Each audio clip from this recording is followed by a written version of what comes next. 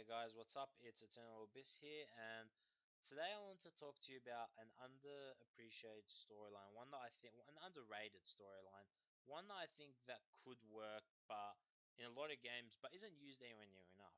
So I've got Persona 4 playing in the background because it's a game that uses this mechanic. However, it's not a mechanic I can constantly show through a long period of time.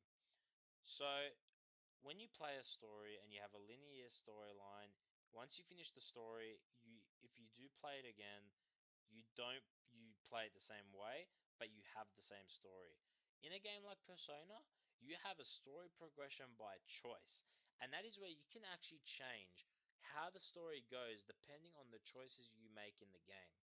Now, this is a very, to me, important mechanic, and it's also, to me, very underappreciated and underrated because it's not used as much as it could be, and people don't, I think, seem to understand how great of a mechanic it is. So when you play a game and you play a linear storyline, you play the game and you go through the storyline, you understand the storyline, you go through conversations with people, and you have your big reveal at the end, for example. But if you play that game again, if you play it again, a lot of games you won't even play them again. Once you've done the storyline, there's no point. But if you play it again, a lot of the times it's in a completely different way, but it's the same story. So you could change your character's class, you could change the way you play, you could change what your character does, but it's still the same story, and you will end up. I find a lot of time if I'm playing a game I've played before that has a linear storyline, I skip cutscenes. I skip conversations because to me they're not important. I've done it before. I know what it is. I don't need it. But I think with a game that gives you a choice by storyline, it's a more immersive experience. Because when you play it, if you play it again, you're not getting the same game. You're getting a completely different game because you could get a completely different storyline. So you don't just play through and like, oh yeah, I know what's happening. No, you sit there and you use the cutscenes and you listen to the conversations and you watch the cutscenes because without them you might get lost because you're not doing the same thing you were before. You've changed the game. You've changed the storyline, you've changed the progression, and so you've changed the way you're going to play this game.